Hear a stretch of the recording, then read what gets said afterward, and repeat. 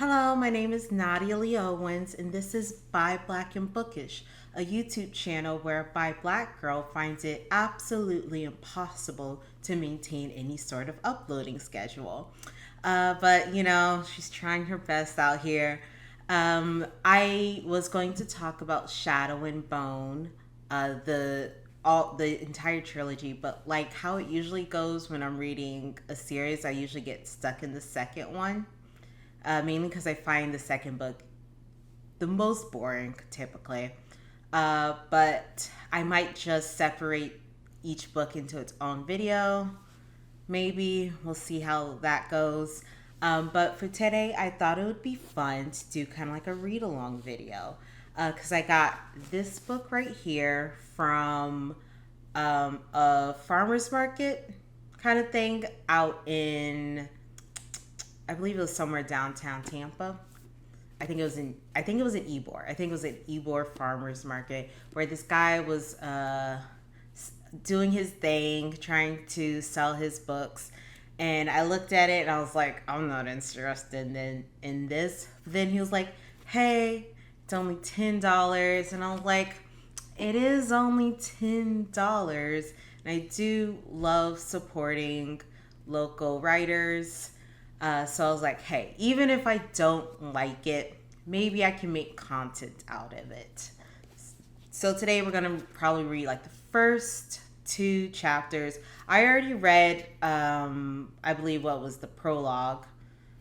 Yeah, because I believe this is supposed to be kind of like a frame narrative thing where the victim, who's this Faith lady, is kind of retelling the horrific things that happened to her. I'm not expecting much out of this series. Not out of disrespect to the man who wrote this, William Holms, but mainly because I tend to not like books like these. And I'm kind of honestly expecting some men written by women. No, sorry, women written by men moments, if you're familiar with that Twitter account where they just kind of call out male authors for their ridiculous descriptions on women that are incredibly unrealistic. But you never know. Maybe I'm going to be pleasantly surprised. And so that's what we're all hoping for. This is his first book. There's a sequel to this.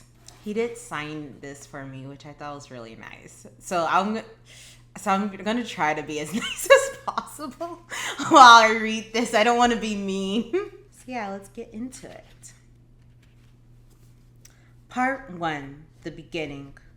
I think our life is a journey and we make mistakes, and it's how we learn from those mistakes and rebound from those mistakes that sets us on the path that we're meant to be on. J. Elis.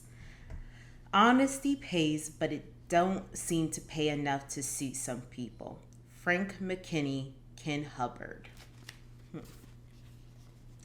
Present moment. I'm not a very good writer. I've never even kept a diary. Okay, I'm already gonna stop right there. If it's gonna start with a line like I'm not a very good writer, I'm like, okay, bet, and then I'm just gonna close the book and leave. But we'll hear this lady out. I've never even kept a diary. I wanted to get my story down long ago because people need to know what happened to me. It was just too difficult. I haven't seen a computer or a laptop in years.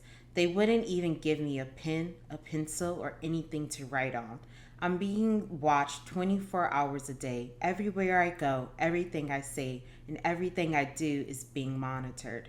I'm sure they'll track my thoughts as soon as they figure out how. I'm not a young girl anymore, and I'm not as old as I look. Oh, sorry.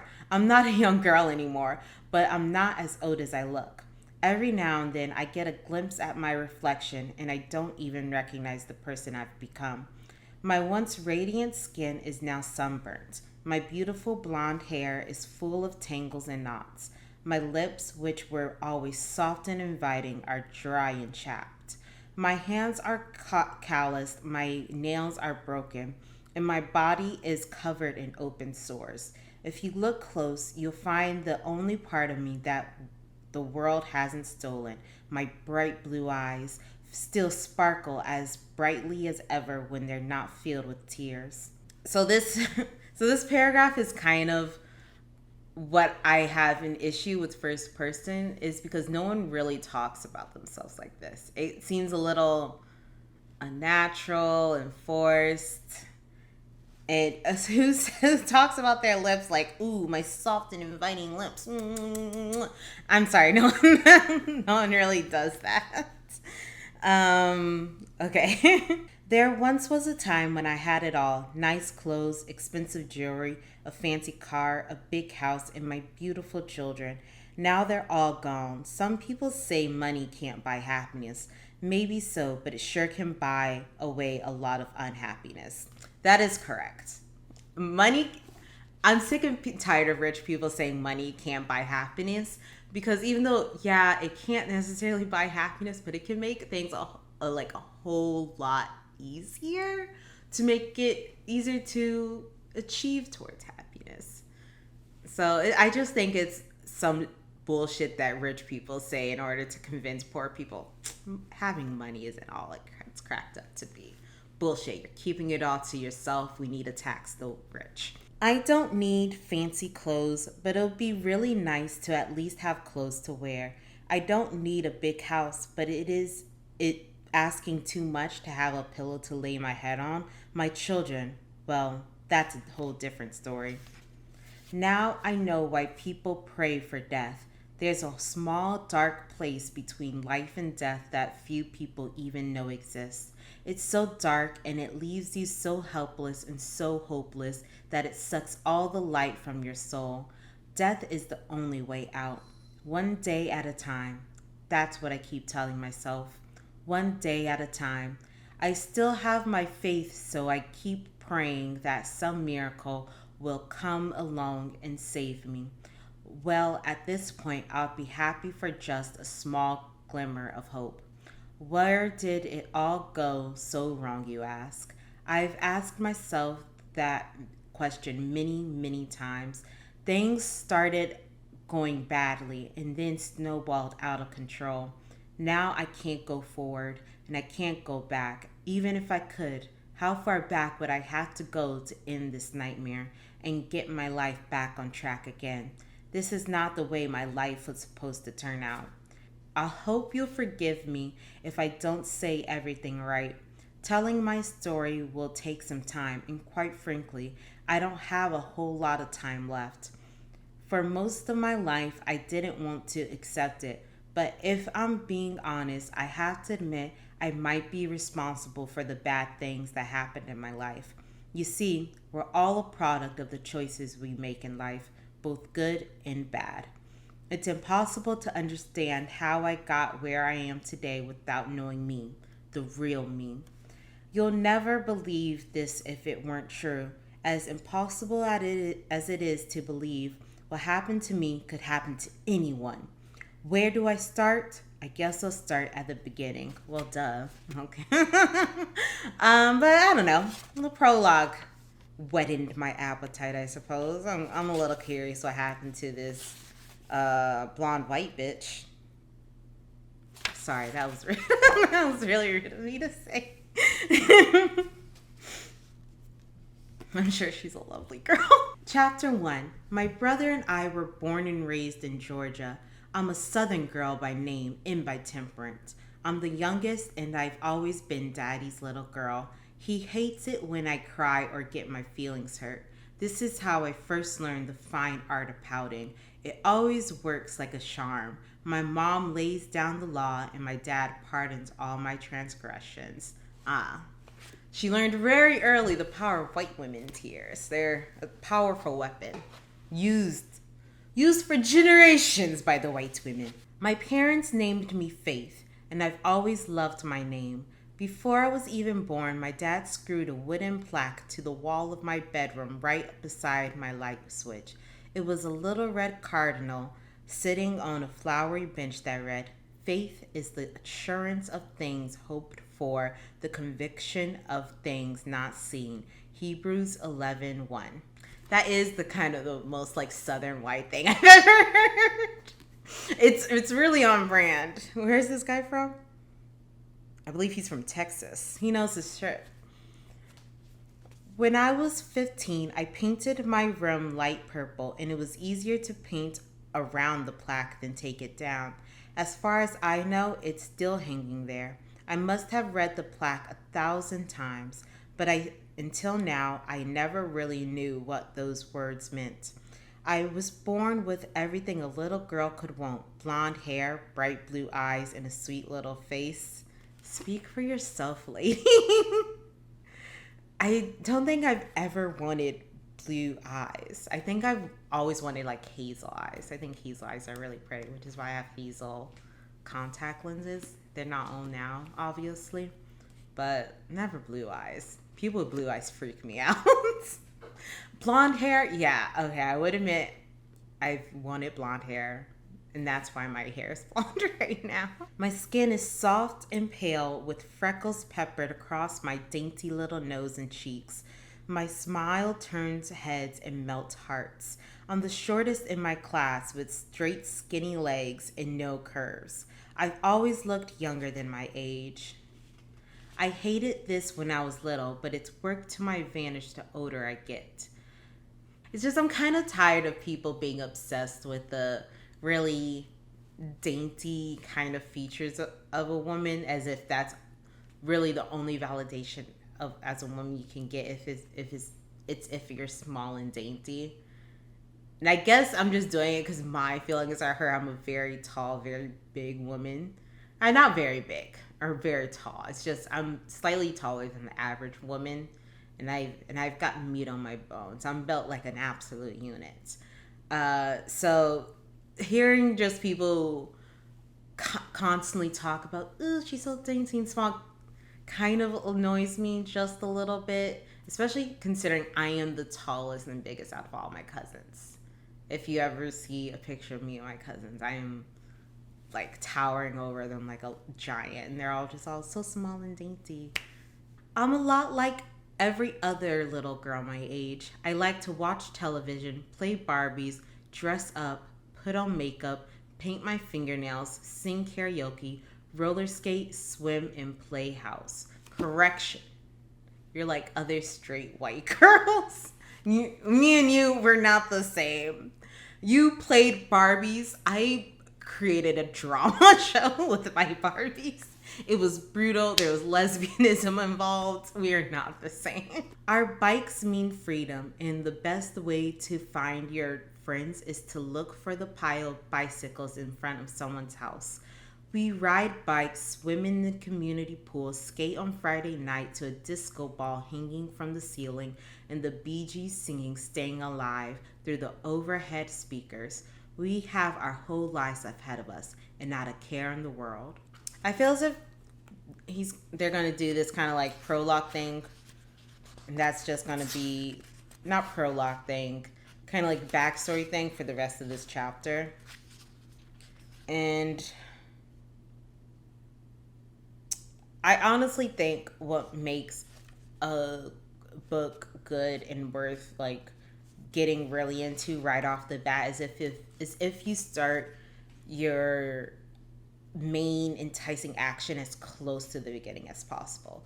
Like with Shadow and Bone, I really liked how there was really very little build up to the enticing event, the inciting event. I believe that's the word. And so she doesn't waste your time kind of really getting into a lot of backstory.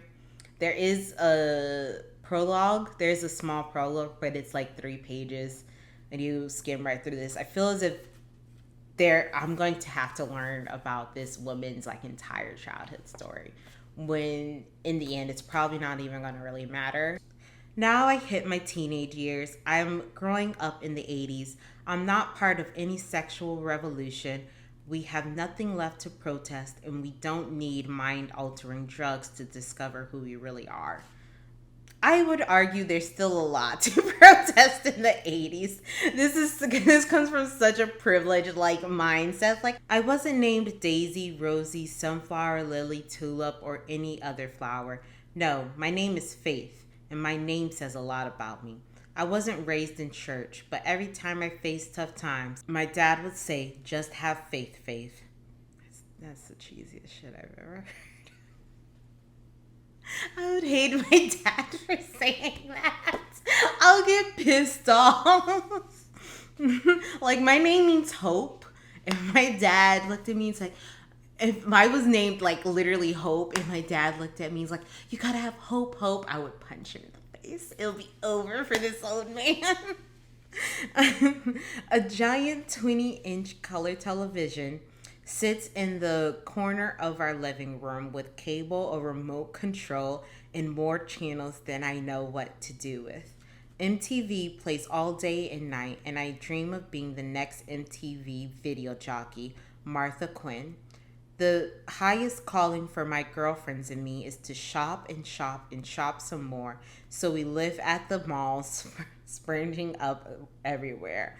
All women do is eat hot chips, shop, and lie. Is that how the saying goes? I think it's something like that. Brooke Shields looks at me and tells me to wear Calvin Klein jeans, even if one pair costs more than my parents make in a week. My shoes have to be Reeboks. Claire Cell clears up the pimples on my face. Everyone who wears short shorts needs Nair, and there's nothing more refreshing than a Coke and a smile. All I want for Christmas is a Sony Walkman so I can listen to Michael Jackson singing Billie Jean. I dress just like Madonna because we're all material girls living in a material world. Who could ask for more? School doesn't come easy for me. I'm just not good at tests. This fact is confirmed by 8 years of bad report cards. I can study twice as long as my brother and make half the grades, although I don't know if this is actually true, because I stopped studying altogether by the 6th grade. You see, school and studying are a complete waste of time. I couldn't care less what X stands for, where Europe is located on a map. You don't know where Europe is located? Okay. Or who fought who in the World War II? Why should I? All my doors are opened by my looks, not my brains. So she's a dumb blonde kind of stereotype. Not the most compelling character. No one looks at me and says, "You're such a smart little girl," but so many boys, girls, relatives, teachers, and complete strangers remind me again and again how beautiful I am. The only reason I pass from one grade to the next is because some silly boy with thick glasses is happy to spend his whole night besides me helping with my homework. And because I always get a good look at his answers during the test. I may not be smart, but I have what counts the most. I'm beautiful. I'm a high school cheerleader, and I'm desired by both sexes. Ooh. Down for a little... Never mind, I'm not going to do that. At my school, you're defined by who you sit next to. I sit next to all the cool kids and go to all the best parties. I never learned to face rejection because I'm the one doing all the rejecting. If I break up with one boy, the news travels at the speed of light, and another boy asks me out before I can change my locker photos. High school years are the best. Not for me, bestie. High school is kind of a living hell. No, I would say middle school was tougher. There was a lot of bullshit that happened in my middle school. I won't go into anecdotes, but there was a lot of unnecessary trauma for a 12-year-old to know about. But lucky you had a good time in high school. What was I doing in high school? I read a lot of Naruto fan fiction. I was a huge Sasuke Naruto and Sakura Ino chipper. I got into fights with my mom. Senior year I came out. What else happened? Nothing. All I did was do homework and study. I was a little nerdy black girl. I was the introvert that got adopted by an extrovert. So that's what my high school was like. My mother and father both work long, late hours and leave my brother and me at home. He's in charge because he's one of those boys who never get in trouble. He studies as if his life depends on it. He does his best, but I know my parents' work schedule better than he does. I can leave as soon as he falls asleep and be back in bed before my parents walk in the front door. And by the time I'm 15, I have a cute and innocent face, soft curves, and straight, skinny legs. It's all a recipe for disaster. My whole life changes the summer before my sophomore year. If I had to pinpoint one day when everything started going off track, this day would be the day. My friends and I are cruising Main Street looking for boys. For those who didn't grow up in a small town USA, cruising is when you drive up and down the street until you either run out of gas, get hassled by the cops, or park with friends and drink beer. After circling 2 or 3 times, we park next to a group of boys from our school who are busy drinking beer. In the middle of the crowd is a new guy I've never seen before. Every time I look over my shoulder, this new guy's staring right at me. He looks older than everybody else, and he's the center of their conversation. Every time he smiles, I look away. After an hour or so, he walks right up and offers me a beer. No thanks, I hate beer, I reply with a smile and return to my girlfriends who are drinking wine coolers on the tailgate of someone's pickup truck. When we all get back in our cars, I'm sitting by the open window. He comes right up to my door and says, "Hey darling, see you around sometime?" Darling? Did I hear him right? This is about the most embarrassing thing he could possibly say. I'm mortified. All my girlfriends bust out laughing, and for weeks they repeat, "Hey darling, goodbye darling," every time we see him at school. He's on my mind all week. I ask around, but no one knows anything about him except that he's new to our school. The next weekend, we stop at the same spot and he shows up again. He grabs beers from his truck and tosses them around. This time, he walks up and offers me a wine cooler. We spend the evening drinking in the same circle. He pulls out a bottle of tequila and I take my turn each time it comes around. "How about another wine cooler?" he asks when mine is almost empty. "Sure," I respond. He takes my hand and leads me to his truck. "So, what's your name, Oh, sorry. That wasn't her talking. That was the guy. "So, what's your name, darling?" he asked. "Faith." "Faith? How cool. I'm Jake." "Nice to meet you, Jake." My head is spinning from the wine coolers and tequila. I lean back against his truck to steady myself. He takes a step closer and whispers in my ear, "You know, you're real sexy." I've been called cute, beautiful, and even hot, but this is the first time I've ever been called sexy. It has an older sexual ring to it. We stay by his truck talking, with our friends drinking and laughing in the background.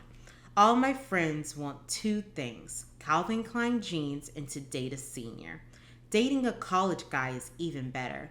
I've had better looking guys interested in me, but he's more mature than the other boys at my school. Very confident, and he's got a truck. He's older than me and just about everyone in class because he failed 7th grade, or was held back as he likes to call it. He takes a step closer, puts his hands on my waist, and sits me on the tailgate of his truck like I'm as light as a child. Without saying a word, he opens my legs wide enough for him to move forward and press in against me. Usually, I'll talk with a boy for hours before one of us finally builds up enough courage for a peck on the lips. Not this guy. He goes right in for an open mouth kiss. I'm pretty drunk and can't believe this older guy wants me. I open my mouth and accept what he offers. Anyone at this point should already know what I won't realize for another 3 years. I'm in way over my head. Does this book have a sex scene in it? I might have to skip the sex scene if there is one. I don't really see one though. From this day forward, we're always together. We meet at school, the mall, the skating rink, my friends' houses, and all over town. He cares as much about school as I do, so we ditch class every chance we get. We find empty classrooms, locker rooms, gyms, halls, and closets that I've never knew existed. We don't spend much time talking, getting to know each other. He's much more interested in getting to know my teenage body. No, I don't like the way that sounded. Hand holding quickly turns into kissing, which quickly turns into the first boy to ever put his hands on me. I pretend like I don't realize the effect I have on him. The further I let him go, the further he wants to go. He makes it really hard for me to stop him. Every time he comes up to bat, he wants to hit a home run. Over the next 2 months, everything moves forward pretty fast. I don't dare tell my parents because I know exactly what they'll say or yell. I'm too young and he's too old. They eventually find out after we're caught in the parking lot with my shirt off and my bra unfastened and about to come off next. We're both sent to the principal's office and wait for our parents to arrive. I'm mortified when the assistant principal tells my parents everything right in front of me. He leaves nothing to the imagination, including the part about my naked breasts. Needless to say, my parents hate my boyfriend and demand I never see him again.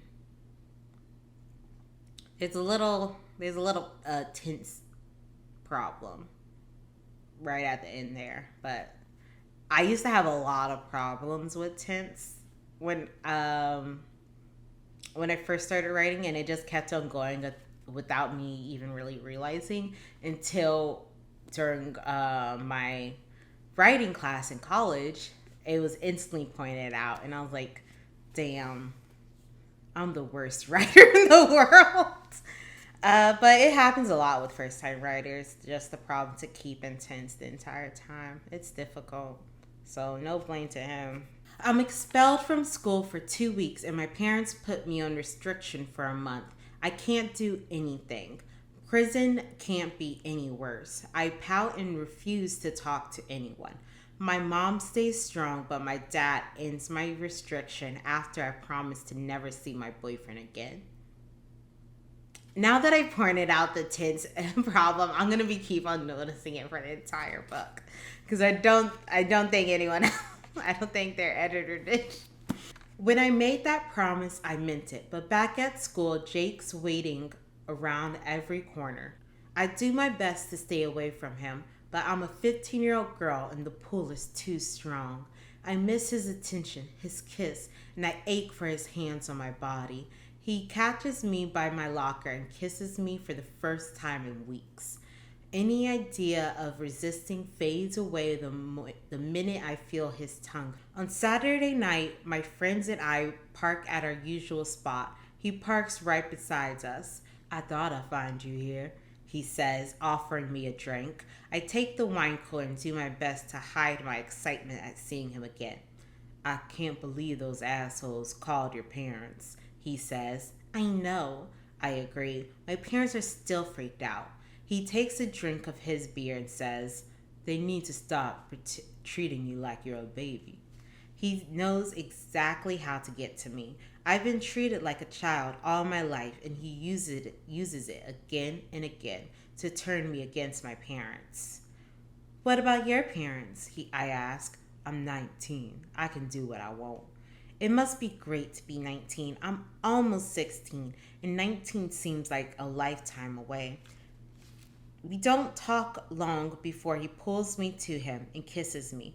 This is the first time we've been alone in over a month, and I'm happy to be back in his arms. After he pulls away, he gives me a wink and says, let's go for a ride. The promise I made to my father repeats in my head. I have an angel on one shoulder and the devil on the other. I can either remain a child or keep moving forward into adulthood. The angel doesn't stand a chance. I jump in his truck and slide into the middle so I'm sitting right beside him, one of my favorite spots in the world. He holds the steering wheel with his left hand and rests his right hand between my legs. I offer no protest when he pulls into a dimly lit parking lot. We start kissing again. He takes a joint from his pack of cigarettes. I never smoked pot before I met him, but now we get high just about every time we're together. He lights it, takes a puff, and holds it up to my mouth. I tell him I can't, so he says the same thing he always says when he wants me to follow him. What are you, a little kid now? I hate it when he calls me a little kid. I take one puff and then another. He lays me down on the front seat of his truck, and we continue where we left off. The pot is kicking in, and my head is spinning as he unbuttons my shirt and kisses my breasts. Jake, I've missed you so much, I moan with his mouth on my nipple. He unbuttons my jeans and inserts his hand. We've known each other for 3 months, and we've been here before. I always stop him before we go all the way. I need to have you, he groans, like I'll lose him forever if I hold out any longer. I've already seen how upset he gets when I stop him, and I'm sick of him telling me what a child I am. And I'm high as a kite, so I nod my head, giving him everything he wants. Without waiting a second longer, he quickly slides my jeans, removes my panties, and tosses them on the floor. I always thought I'd lose my virginity on my wedding night to my husband, but I told Jake yes. I was hoping he'd at least drive someplace romantic. Maybe a beautiful hotel room where on a big king-size bed covered in roses. Instead, he takes me right there on the front seat of his pickup truck with the parking lot light shining through the window, and U2's I Still Haven't Found What I'm Looking For playing through the speaker by my ear. I already knew I wouldn't be his first girl, or his second. When he sees the pain on my face, he asks if I'm okay. I nod my head as a tear runs down my cheek. It's all over before the song is finished. Damn. When he's done, he sits up and fastens his pants. I clumsily put back on my clothes. The button snaps, and the zippers that come off so quickly now feel like a complicated puzzle I have to solve. I find my shirt between the seat and the door, my bra on the dash, my jeans on the floor, but I never find my panties. We both sit in his car without saying a word. I have no idea what to say after having sex for the first time. I love you comes to mind, but I feel so stupid saying it, so I say nothing at all. I might be a woman now, but after he drops me off at my house and I'm back to the safety of my bed, I lie with one of my dolls like a little girl. I don't really know what I expected, but now my head is clear from the pot and I feel completely alone. It was nothing like the romantic sex scenes you see in the movies. The only pleasure I got was making him happy, and he didn't even kiss me goodnight when I got out of his truck. I'm just about to fall asleep when the most horrifying thought comes into my mind. I just had unprotected sex and I'm going to get pregnant. When it all started, the pot was hitting me so hard and it all happened so quickly that I never even thought about birth control. It's hard for me to believe or even understand what just happened. I don't even remember the night all that well. Is it possible he took care of the birth control without telling me? I want to ask him about it, but each time we're together, I don't dare bring it up. There's only one thing left for me to do. I'll just wait a few weeks to learn my fate. I thought having sex for the first time would be just another small step into adulthood. Instead, I've moved into a world I'm not ready for. It completely changes the dynamic of our relationship. I'm 16 now, and I think about him from the time I wake up until the time I go to bed. Damn, sex wasn't even good, bestie. You're really settling. I even think of him in my sleep. If it made him fall in love with me, he sure doesn't say it. Although he doesn't have to say it. He must love me because he wants to have sex all the time. Sometimes I wish we could go back to the days when it was just enough to make out, but that train has left the station. He'll never go back even if I wanted to, which I don't. Sex is not only a big part of our relationship, but it's a big part of my entire existence. Bestie, you're 16. You're only 16. Nothing like sex. Sex shouldn't be the biggest part of your entire existence at 16, but go off, I guess. My parents never softened their determination that I never see him again, but I'm in love and it's too late. My allegiance is to my boyfriend, so I lie to them again and again. We sneak away every chance we can. At a time when I should be developing my mind, body, and spirit, I become pretty one-dimensional. My grades go from bad to failing. My parents are constantly yelling at me, and my school counselors try everything to keep me focused on my grades, but his love is like a drug I can't put down. I continue to date Jake through my sophomore and junior years. I stay more focused on my life with him than on my schoolwork. He somehow manages to graduate from high school, but he can't find a job. He fights with his parents about everything and wants desperately to move out of their house. Just one more thing we have in common. We get into our biggest argument ever when one of my friends tells me she saw him with another girl. When I confront Jake, he flat out denies everything. He says my friends are jealous and they're trying to break us up. I know not to press too hard, or he'll do what he always does when we argue. He'll break up with me. I try to let it go, but the argument returns again and again over the next 2 weeks until he not only breaks up with me, but plays his trump card. He tells me he's moving to Texas. I never saw this coming. I tried to get him to stay, but his mind is made up, so I beg him to take me with him. He says I should stay and finish high school, but I don't care about school. I beg, I plead, and I cry for him to let me go, but it does me no good. I'm done, he yells as he walks out and slams the door. The next day, I go to his house to try again, but his mother comes to the door. Can I talk to Jake? I ask. He's gone, she says, shaking her head like she can't believe it herself. What? When? This morning, she answers. He left this morning. Already gone. How? He moved to Texas without me and didn't even bother to say goodbye.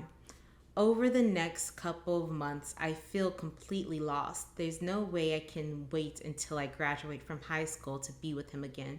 I'm probably not going to graduate anyway. I want to get out of my parents' control, and this is the perfect opportunity. I sit my parents down and tell them I'm moving to Texas. They don't take it well. They even threaten to call the police if I leave the house. I turn around, head for my room, and lock the door like I often do when they refuse to listen to me. Get back here, my mom yells. I slam my bedroom door and turn on my stereo so loud it shakes the whole house. A week later, I board a Greyhound bus headed for Texas and leave my mom and dad behind in tears. Well, that's the first chapter of The Killing of Faith, and I'm gonna be honest, don't particularly think I like it. But if you do, or you just want to torture me, let me know if you want me to continue reading this book. Before October ends, I do want to do another read-along video with one of the horror books I got at the bookstore recently, either The Ninth House, which I think is like dark academia, or The Bone Keeper, which I have no clue what it's about, but the title sounds interesting. So let me know which one you want to hear. Also, if you want to talk to me, head to Twitter, Instagram at Lee Owens. I've been writing kind of flash fictions every day for October, and I'm going to be posting those soon on my Instagram. So make sure to check those out. Well, that's it. See you next time. Bye.